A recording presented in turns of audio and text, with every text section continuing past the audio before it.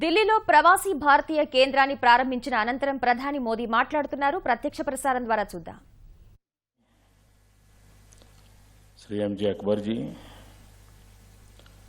Doctor S. Jaishankar जी, doctor HR. Nagendra जी और उपस्थित सभी महानुभाव, आज 2 अक्टूबर है। महात्मा गांधी एवं लाल बहादुर शास्त्री,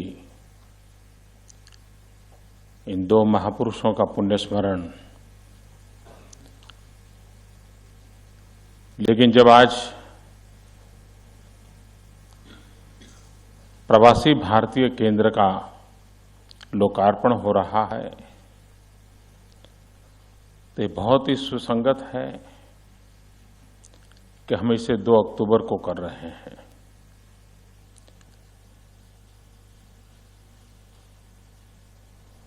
महात्मा गांधी हिंदुस्तान छोड़ के चले गए थे, लेकिन ये देश की पुकार उन्हें वापस ले आई और विश्व में पहुंचे हुए किसी भी हिंदुस्तानी के लिए इस घटना से बड़ी कोई प्रेरणा नहीं हो सकती है।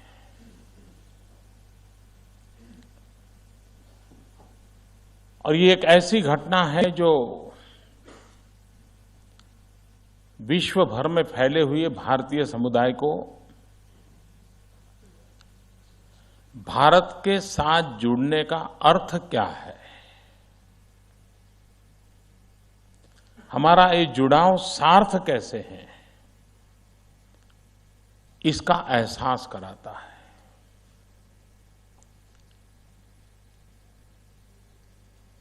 सालों तक हम देखते आए, एक ही शब्द सुनते आए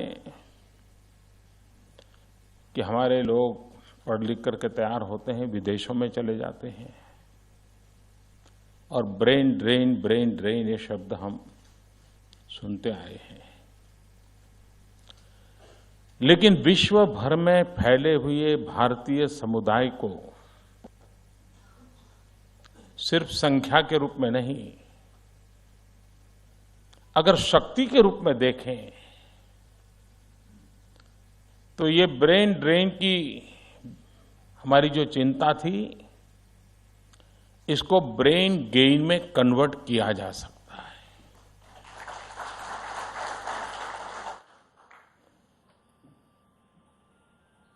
नदी में पानी बहुत बहता रहता है, लेकिन कोई स्थपति डैम बना दे, ऊर्जा उत्पादन कर दें, तो वही पानी एक नई शक्ति का स्रोत बन जाता है। विश्व में फैले हुए भारतीय समुदाय में भी सामर्थ्य तो है, कोई ऐसे स्थपति की जरूरत है जो उस ऊर्जा को कन्वर्ट करके राष्ट्र में उजाला फैलाने के लिए काम ला सके।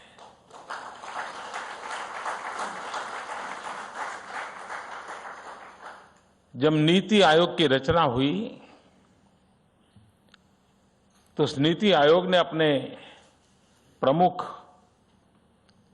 काम को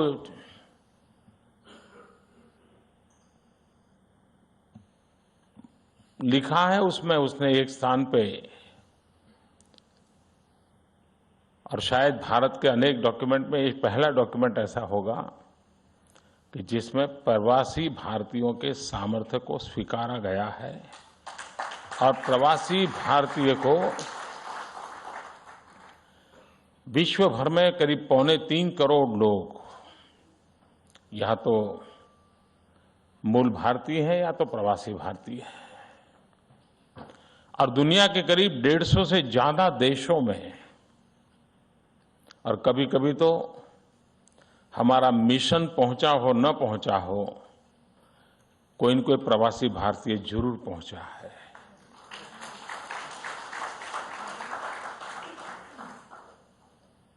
कई देश ऐसे हैं कि जहां मिशन की शक्ति से अनेक गुना शक्ति प्रवासी भारतीयों की है।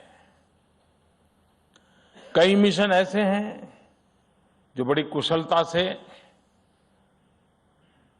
अपना कारोबार चलाते हैं। उस मिशन के मुखिया प्रवासी भारतीयों की ताकत पहचानते हैं और वे लगातार साल भर उस देश में प्रवासी भारतीयों को जोड़ करके भारत की पहुंचाने के लिए बहुत कुशलता से काम करते हैं। यानी छुटपुट प्रयास निरंतर चलते रहे हैं। लेकिन अब एक प्रयास है कि इसको एक संगठित शक्ति के रूप में हम कैसे प्रयोग करें।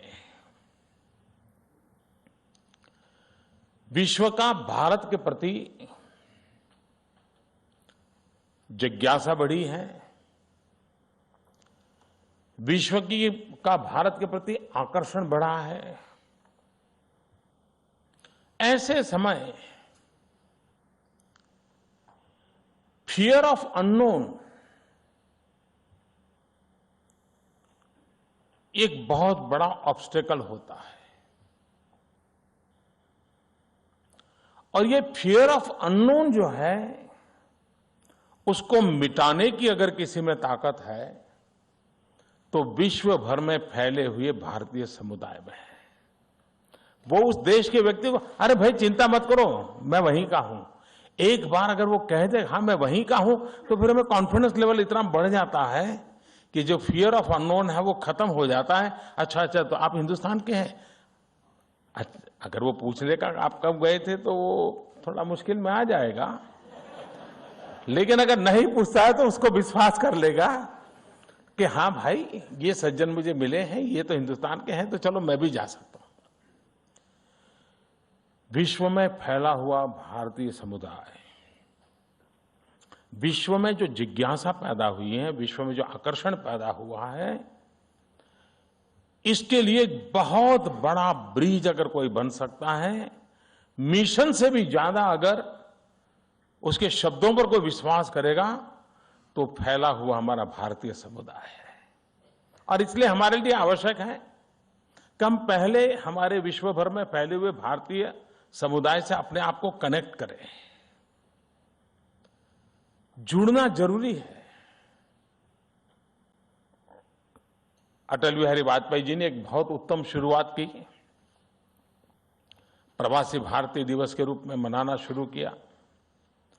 बाद की सरकारों ने भी इसको कंटिन्यू रखा और प्रवासी भारतीय दिवस के माध्यम से मिशन का भी एक ध्यान केंद्रित हुआ कि मेरे अनेक कामों में ये भी एक महत्वपूर्ण काम है। और उसके कारण प्रवासी भारतीय ये अनुभूति करने लगे कि भाई हम दुनिया के किसी भी छोर पे क्यों ना हो, लेकिन हमारे लिए यहाँ कोई जगह है जहां हमें कोई हमारा ख्याल करने वाला है। पिछले 2 वर्ष में आपने देखा होगा कि मानवता के मुद्दों पर भारत ने, विशेष करके भारत के विदेश विभाग ने एक अपनी साख बनाई है, एक प्रतिष्ठा अर्जित की है। दुनिया के किसी देश में 20-25 देश के लोग फंसे होंगे, उसमें भारतीय समुदाय के लोग होंगे। दुनिया के बड़े देश सबसे पहले भारतीय एम्बेसी का संपर्क करते हैं कि भाई हमारे लोग वहां फंसे हैं, आपका देश तो जरूर कुछ करता होगा, हमारे लोगों को भी जरा बचा लेना। और विश्व के 80 से ज्यादा देश ऐसे होंगे जिनको पिछले 2 साल में भारतीयों के साथ साथ संकट से बचाने का बड़ा काम विदेश विभाग के नेतृत्व में भारत ने किया।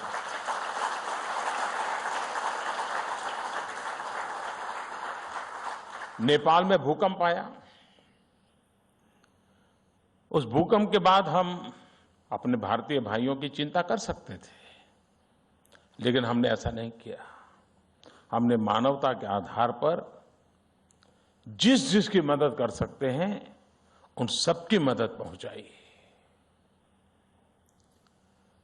संकट शायद यमन का हो, संकट शायद मालदीव का हो, मानवता ये हमारा सेंट्रल इंस्पिरेशन रहा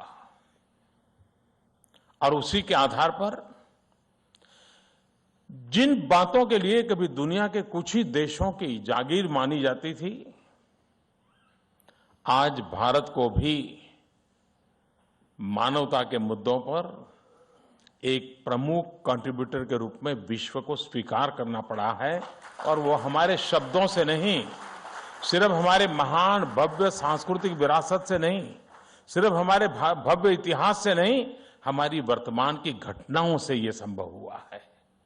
वो तो था ही था, लेकिन घटनाओं ने भारत सरकार के वर्तमान के व्यवहार के कारण ये बात लोगों के गले उतर गई।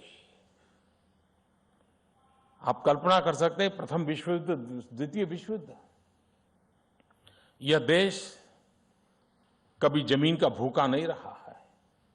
इस देश ने कभी भी दुनिया में कहीं आक्रमण नहीं किया है, लेकिन इसके बावजूद भी किसी और के लिए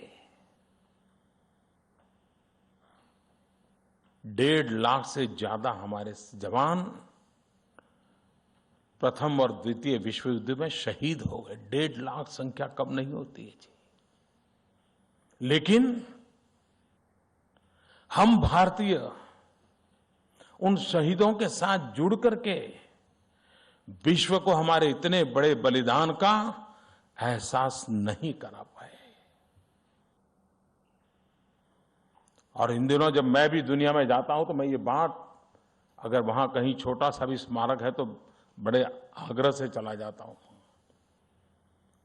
विश्व इस बात को स्वीकार करे कि हम वो लोग हैं जो किसी के लिए मरते हैं, हम वो लोग हैं जो किसी के लिए बलिदान देते हैं। हमारी ये महान परंपरा है, ये हमारी उज्जवल गाथा है, और ये हमारी जो ताकत है, इसका एहसास दुनिया को मानवता से लेकर के सामर्थ्य तक कराते रहना, ये हम लोगों की जिम्मेवारी है। आने वाले दिनों में भी विश्व जिस रूप से भारत को अब देख रहा है, भारत से अपेक्षा कर रहा है, उसमें बहुत बड़ी भूमिका विश्व भर में फैले हुए हमारा भारतीय समुदाय कर सकता है। अब दुनिया के कुछ देशों में जाइए, आपको एंटरटेनमेंट के लिए बहुत कुछ मिलेगा, लेकिन मानव इतिहास की महान विरासतें देखनी है तो हिंदुस्तान जैसे ही कुछ देश हैं जहां लोगों को आकर्षण हो सकता है। हम उसको कितनी बढ़िया होटल देंगे कि हम उसको कितना बढ़िया हमारा आर्किटेक्चर दिखाएंगे। विश्व के सामने अगर हम भारत के पास विश्व को परोसने के लिए टूरिज्म की दृष्टि से जो विरासत है, दुनिया के कई देशों में जाइए, पूछिए भाई कोई पुरानी चीज, तो कोई 200 साल पुरानी बताएगा, कोई 400 साल पुरानी बताएगा। हमारे यहां कोई आएगा तो हम 5000 साल से शुरू करेंगे।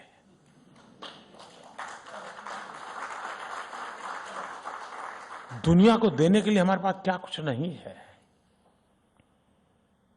प्रवासी भारतीय दिवस के द्वारा इस कॉन्फिडेंस के साथ हम इसको काम को कर सकते हैं, हम करना चाहते हैं। ये प्रवासी भारतीय केंद्र